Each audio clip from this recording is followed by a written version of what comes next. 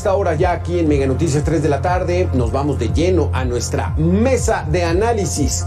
Le doy la bienvenida a Abril Moreno Albarrán, directora general de Energía a Debate. ¿Qué tal? ¿Cómo estás? Me da mucho gusto saludarte, Abril. Igualmente, Alberto, muchísimas gracias por la invitación y también aprovecho para saludar a Oscar, entonces que lo presentes. Exactamente, ahí está Oscar Ocampo, coordinador de energía del IMCO. ¿Qué tal, Oscar? ¿Cómo estás? ¿Qué tal, Alberto? Buenas tardes. Encantado de platicar con ustedes esta tarde. Abril, ¿cómo estás? Bien, muchas gracias. Como usted ya se dio cuenta, querido espectador, pues no va a haber debate porque son amigos, Abril y Oscar, ¿no?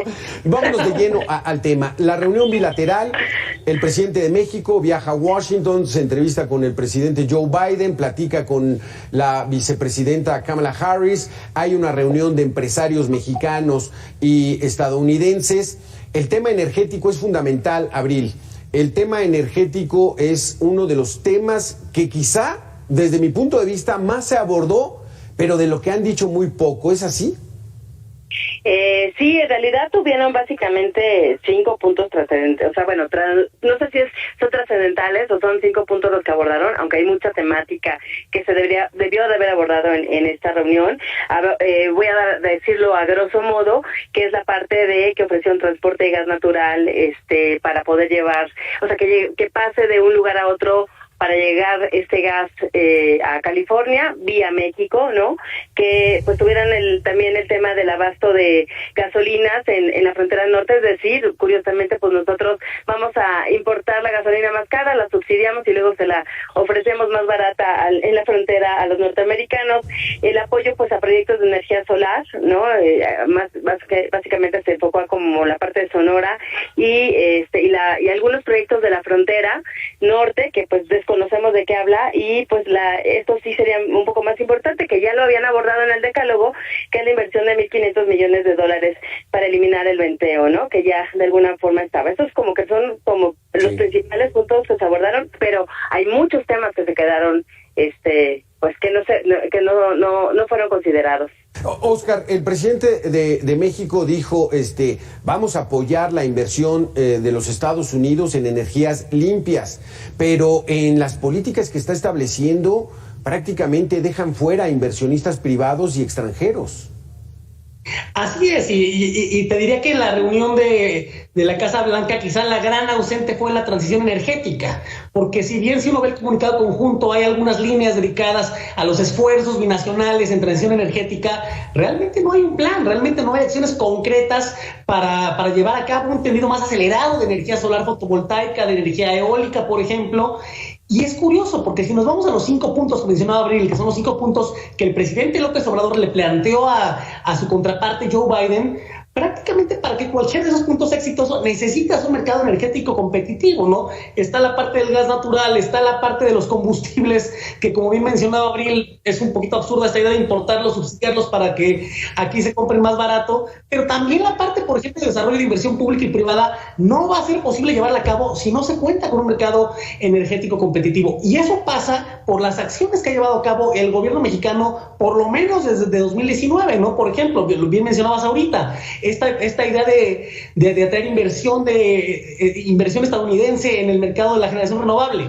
Bueno, ¿cómo vas a atraer inversión estadounidense en el mercado de la generación renovable si la CRE lleva prácticamente sin otorgar un solo permiso a gran escala a inversionistas privados desde 2019? Este es un tema fundamental, ¿eh? La Comisión Reguladora de Energía, la CRE, tiene detenidos muchos permisos, muchas autorizaciones, Abril, y entonces por eso hoy los empresarios le dijeron al director de Pemex, que fue uno de los presentes, tenemos muchas dudas si va a haber verdaderamente una apertura o van a darle toda la preferencia a la Comisión Federal de Electricidad, Abril. Completamente, Alberto, es justamente de los temas que decía yo que eran faltantes y es lo que comenta también Oscar, porque el presidente dice, bueno, vamos a continuar impulsando la energía fósil hasta que se consolide la transición energética y sin embargo, pues es un freno a la transición energética lo que ha generado esta política energética del presidente en lugar de hacerlo. En materia de energías renovables, si recordamos en el decálogo que también tuvo hace poco 10 compromisos que se estableció con el gobierno de Joe Biden, decían que anunció 1,850 750 megawatts que se iban a generar de energías renovables. Sin embargo, sabemos que solamente 750 megawatts no es que sean nuevos, sino que justamente como ha frenado varios de los permisos, son 750 megawatts de empresas que estaban a punto ya de operar, que tenían toda la infraestructura y que los pararon. Los otros 1100 megawatts no sabemos de dónde salieron. Y luego, por ejemplo, también en el tema de hidrocarburos, pues hay terminales de almacenamiento, digo, ahorita ya montada ya la aperturaron, pero hay terminales de almacenamiento, gasolinas, que no solamente no han dado permiso, sino que ya estaban en operación y las frenaron. Entonces, realmente no hay una coherencia con lo que está comentando el presidente, porque realmente su política ha venido frenando esta transición energética, ¿no? Óscar, porque la Comisión Reguladora de Energía, la CRE, es un organismo autónomo, pero la verdad es de que lo que ha hecho es trabaja muy a modo de lo que le diga la secretaria de Energía y lo que le diga Palacio Nacional. ¿Cómo está esta situación? ¿Están detenidos muchos contratos, muchos permisos, muchas concesiones?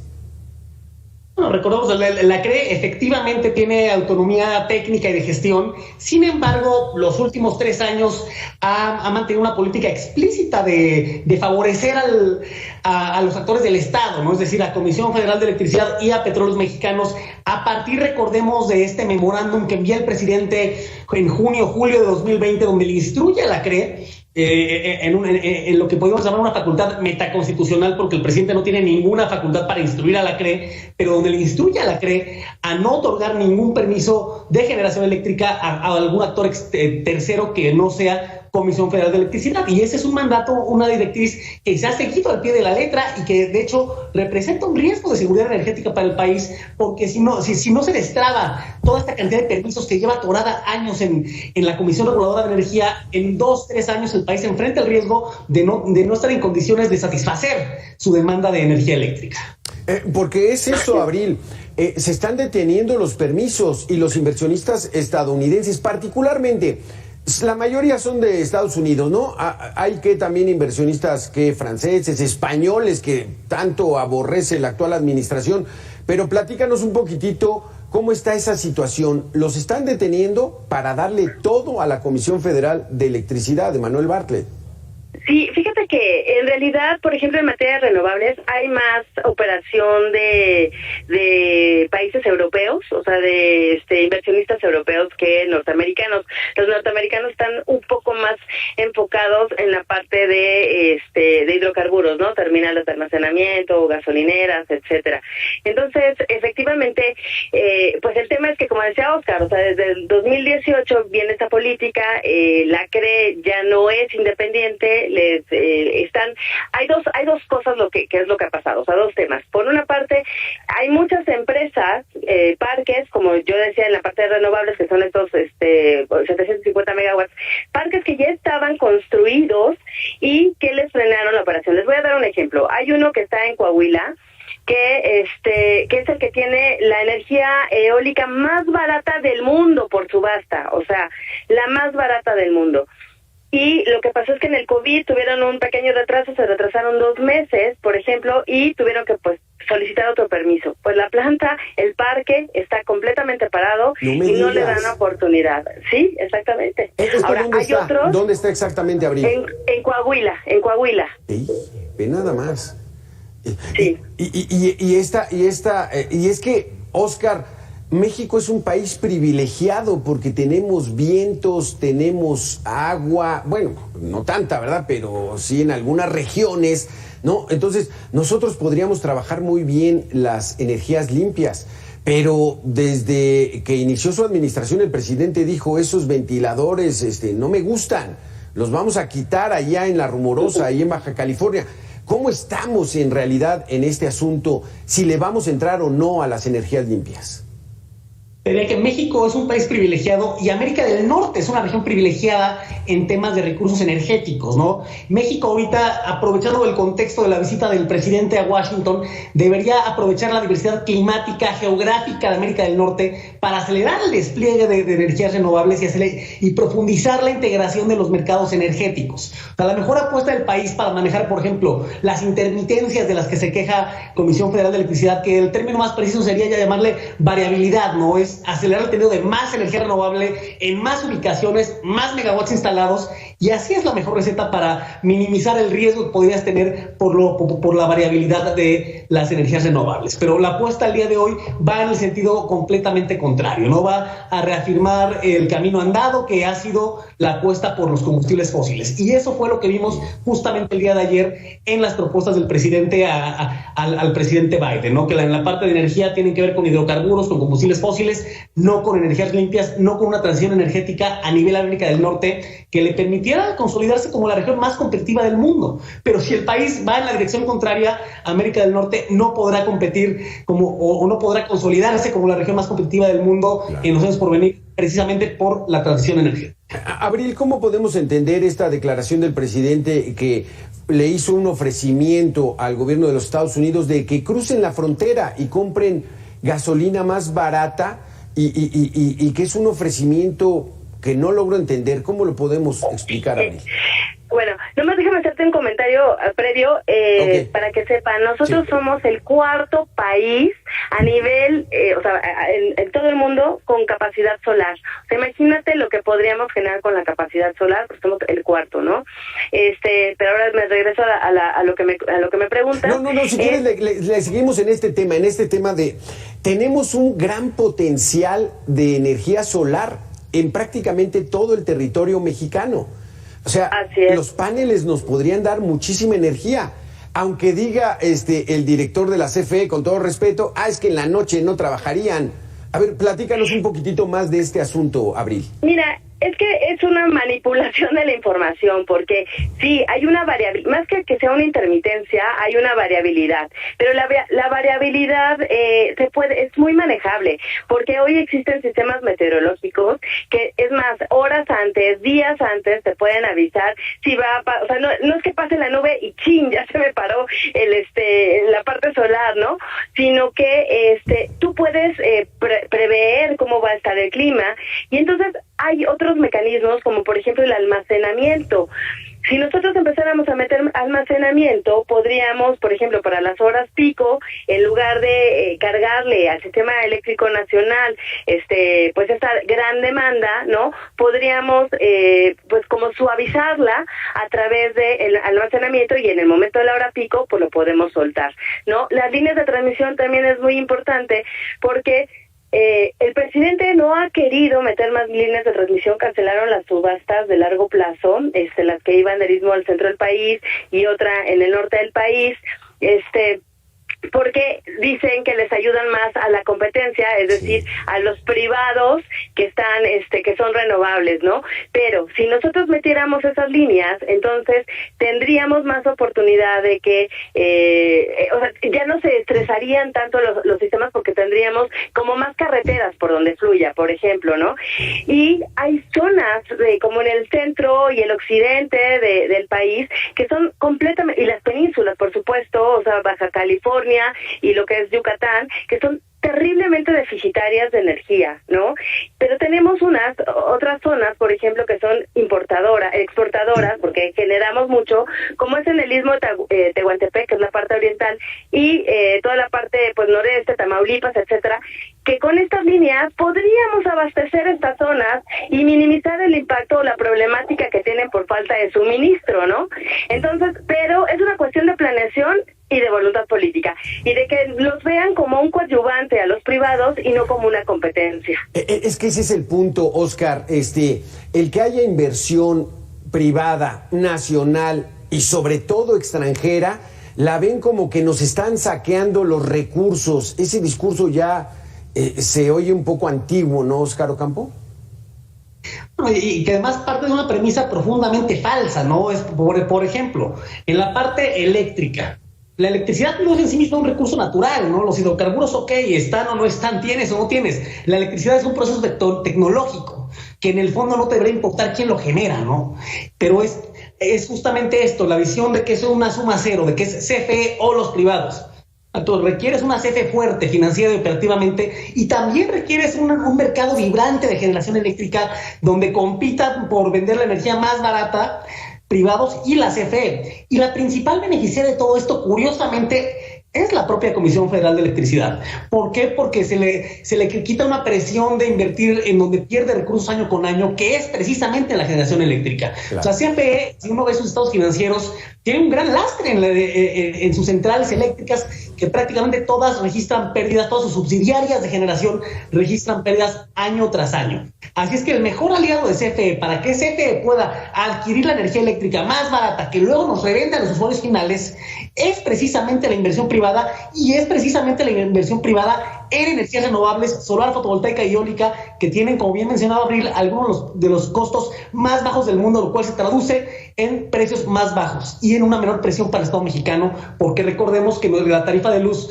del 97% del consumo residencial en este país está subsidiada. La mejor manera de bajar ese subsidio, ¿cuál es? Acceder a energía más barata. ¿De quién? De quien la pueda generar. Si es CFE, qué bueno. Si es los privados, qué bueno. Lo importante es tener energía a precios competitivos. Abril, ¿esta información no la tiene el gobierno federal o por qué están actuando del lado contrario, contraviniendo todos estos principios?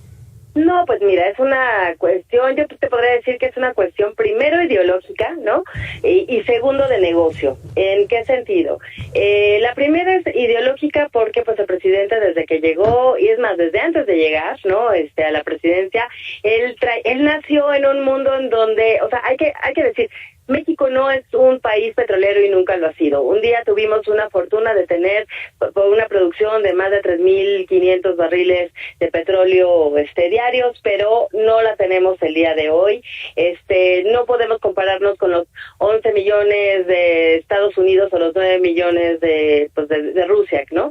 Entonces no somos en realidad un país petrolero, pero él creció en esta idea romántica, o en un Tabasco y un Campeche en donde pues realmente teníamos una producción importante. Entonces para él el petróleo antes era justamente esta palanca de desarrollo, esta generación de poder. O yo te diría que esta autosuficiencia debería de ser más el gas natural que el petróleo, porque el gas natural, por eso todo el mundo están padeciendo, incluso la taxonomía europea, están tratando de que pues el gas natural sea una vertiente, un energético pues verde, aunque no lo es, solamente es bajo en emisiones, y nosotros pues somos el 60% de nuestra generación eléctrica nada más pues es por gas natural. Entonces es más importante hoy el gas natural que el petróleo, por una parte, ¿no? Entonces, pero bueno, él se queda con esto. Tenemos un sistema de refinación pues muy abollado, esa es la realidad. O sea, me causaba conmoción escuchar que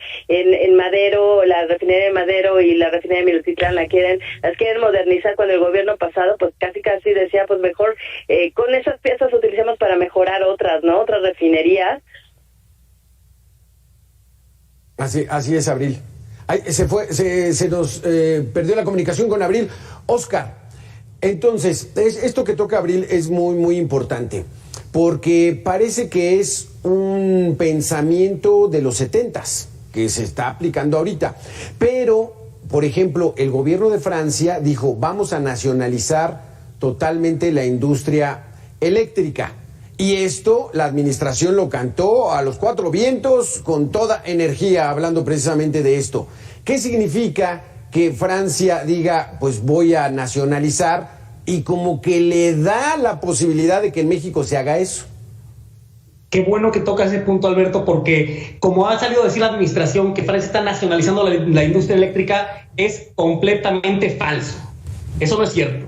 Francia lo que está haciendo es recomprar el 16% de participación que no tiene en Electricité de France, es decir, en una empresa. Vamos a pensar en el equivalente a la CFE francesa. Pero eso no implica que esté nacionalizando la industria, ni mucho menos. Está nacionalizando un porcentaje de una empresa, o más bien está comprando una participación accionaria que no tenía de una empresa donde ya ejercía el control total. Eso es lo que está sucediendo. Y la razón de ello tiene que ver con que Francia, recordemos que tiene el parque nuclear más grande del mundo, es el país con la mayor participación de energía nuclear en el mundo, más o menos 70% de su energía eléctrica se genera a partir de reactores nucleares. Los reactores nucleares se desarrollaron en los años 70, en épocas de Valéry Giscard d'Estaing, disculpen mi pronunciación, y ahorita están ya en la fase final de su vida útil. Así que EDF enfrenta un reto tremendo, que es renovar estos reactores y expandir el parque industrial, el parque nuclear, de Francia, precisamente para depender menos de las importaciones de gas ruso, que Francia tiene una exposición relativamente baja a ello. Pero ¿qué pasa aquí? El costo de capital de desarrollar, de rehabilitar estos reactores es muy elevado, así que para el Estado francés termina por ser más eficiente tomando el control total, porque quizá para la parte privada se complica más hacer esta erogación de capital que requiere EDF. Esa es la razón de fondo por la cual se está comprando este 16% de acciones de EDF, pero no es una nacionalización, estamos hablando de que el Estado francés está comprando 16% de una empresa. Sí, porque aquí lo manejan con las CFEs, regresarle la Comisión Federal de Electricidad al pueblo. Esto quiere decir que la inversión privada es saqueadora de los recursos. ¿Qué problema hay con Iberdrola, con los españoles? ¿Por qué le tienen tanta fobia? ¿Realmente eran muy abusivos y saqueaban los recursos, se llevaban todo el dinero? Creo que más que una aversión a una empresa en específico, se trata de una aversión a la competencia económica en general en el mercado de la generación eléctrica. Iberdrola es, por supuesto, el principal generador privado, así es que quizá por ahí, en medio de la aversión a la competencia, el más grande se vuelve el villano favorito. No sé si estaban o no en prácticas abusivas, eso le corresponderá al Poder Judicial determinarlo. Pero lo que es importante aquí es que se respete el debido proceso en la parte reguladora y en la parte administrativa o en la parte legal, digamos, que viene siendo el caso de Iberdrola, precisamente a partir de la multa de 9,000 millones de pesos que le impuso la CRE por la central de dulces nombres en Monterrey. Y entonces esas son las dudas que está teniendo los inversionistas de los Estados Unidos. Platícanos un poquito de esta reunión bilateral. Eso de los ductos, México se compromete a poner unos ductos para darles combustible a los Estados Unidos. ¿De qué se trata esto? Bueno, CFE tiene capacidad contratada en ductos en Estados Unidos, igual que en México, es decir, la CFE, a través de su filial CFE Energía en México y CFE Internacional en Estados Unidos, no posee ductos, no es propietaria de los fierros, digamos, pero tiene capacidad contratada en esos ductos para transportar la molécula del gas natural para traerla a México en contratos de largo plazo. En algunos casos, de la capacidad contratada no está usando el 100% de lo que se suscribió en un momento. Así es que por ahí va la parte del ofrecimiento del presidente López Obrador a Estados Unidos. Pero eso no debería ser objeto de una reunión a nivel jefes de Estado de América del Norte. Eso debería ser una parte de la estrategia de negocios de la filial de CFE, que es CFE Internacional, que es quien opera esos ductos. Que se lleve a la oficina oval es un tanto poco ortodoxo, por decirlo menos. Sí, exactamente. Ya recuperamos la comunicación con Abril Moreno. Pues bueno, todo parece indicar que vienen tiempos muy interesantes, sobre todo porque sí hubo un compromiso del presidente para acercarse con los inversionistas de los Estados Unidos en el sector energético. ¿Dónde debemos estar poniendo la atención, Abril? Bueno, primero una disculpa, ya me quedé platicando, ya no supe qué les dije, pero bueno, que me alcanzaron a escuchar. No me digas, repítenos. Pues básicamente digo, para hacer algo como más corto, es que se quedó el presidente con esta idea romántica de cuando pues generábamos más de 3,5 millones de barriles diarios y pues lo quiere replicar, pero no somos un país petrolero, tenemos un sistema de refinación muy caído, con muchos problemas. Incluso hay algunas refinerías que pues más deberían de salir de circulación que quedarnos en que seguir produciéndolas o manteniendo manteniendo la operación de estas. Y por otra parte, pues también se quedó con esta idea de que quien tiene el poder de la energía, pues tiene el poder de todo el país, ¿no? Y esto también implica, pues, la generación de negocios. En la cadena de la electricidad, pues, está la generación, la distribución, la transmisión, la distribución y el suministro. Ellos están peleando por una parte muy pequeña que es la generación, que como dijo Oscar, está pues realmente genera pérdidas, y en cambio la distribución y la transmisión, pues les generan más de 25,000 millones de pesos anuales, que es donde realmente deberían de enfocarse para poderlo hacer y permitir, como decía Oscar también, pues que haya un mercado, que haya una competencia, porque estos privados le ayudan más a la CFE para la disminución de costos, que en lugar de que tengan que vendernos a costos de 1,500 o 2,000 pesos el megawatt hora, pues podamos tenerlos a 650, a 700 o 800 por parte de las renovables, ¿no? Pero bueno, definitivamente es un tema ideológico, es un tema de poder, que en este sentido sería como una respuesta más concreta. Sí. ¿Y tu pregunta? Sí, entonces déjame preguntarle a Oscar. Okay. Vamos a hacer el ejercicio, Oscar, de ponernos en la lógica de la actual administración. Vamos a darle todo el control a la Comisión Federal de Electricidad. ¿Pueden en la generación? ¿No va a haber corrupción? ¿Va a haber manejos administrativos adecuados? Bueno, a la primera pregunta, que es si pueden, la respuesta es no hay dinero que alcance para que CFE pueda asumir el 100% en este escenario de la generación eléctrica del país. Para empezar ahí, ¿no? CFE actualmente controla más o menos el 70% entre sus centrales propias y los productores independientes de energía, que aunque la actual administración insiste en decir que no son parte de la CFE, son parte económica, contable y legal de la Comisión Federal de Electricidad, así es que ya tienen una participación bastante alta, pero si quisieras comprar a los pies, estamos hablando de más o menos un 30% de la generación eléctrica de este país, y asumir también la participación de las renovables, principalmente privadas. Tu gasto de capital sería altísimo. ¿Y quién va a asumir ese gasto? CFE no tiene dinero para hacer esas compras. Es un dinero que tendría que venir de la hacienda pública. ¿A costa de qué? Ya sabemos, ¿no? Salud, educación, seguridad, las áreas que sí deberían ser prioritarias para el Estado mexicano. En segundo lugar, ¿va a ser eficiente la administración de estas centrales? La respuesta es probablemente no, porque CFE en sí misma ya es una empresa con un pasivo laboral muy grande. Por ejemplo, tiene casi 100,000 empleados. Tendría que hacer una operación mucho más compleja para operar una cantidad de centrales en las cuales ni siquiera tiene necesariamente la experiencia operando, ¿no? CFE no tiene un historial operando parques eólicos, CFE no tiene un historial operando paneles solares, CFE no tiene un historial positivo operando centrales de ciclo combinado. Por ejemplo, si comparamos los ciclos combinados, que son estas centrales que operan a partir de gas natural y de vapor, si comparamos los costos de CFE contra los privados, son mucho más caras cada megawatt hora que generas tú con las de CFE que las que generan los privados. Así por donde se le vea desde la parte financiera u operativa, CFE tenía un gran reto que no queda claro que podría cumplir en caso de querer comerse todo el pastel y quedarse con la generación eléctrica de este país. Gracias, Oscar. Abril, la misma pregunta. Oscar dice, no, vamos a ponernos en los zapatos de la actual administración, vamos a darle todo el control a CFE, a don Manuel Bartlett. ¿Pueden? Bueno, coincido en la parte operativa, pues no, definitivamente no pueden, y en la parte económica, pues tampoco pueden porque no tienen dinero suficiente, porque además a todo lo que dijo Oscar hay que sumarle los subsidios que están entregando, que cada vez pues son más grandes. Conforme va creciendo la demanda, pues tienen que entregar más subsidios, y si hay un impacto también en precios, por ejemplo, de gas natural, que pues está creciendo, están incrementándose los precios, y todo lo que tienen que pagar en operación y mantenimiento, pues no podrían. Y por otra, le voy a pasar la bolita a Oscar, porque él seguramente se sabe mejor este dato que yo.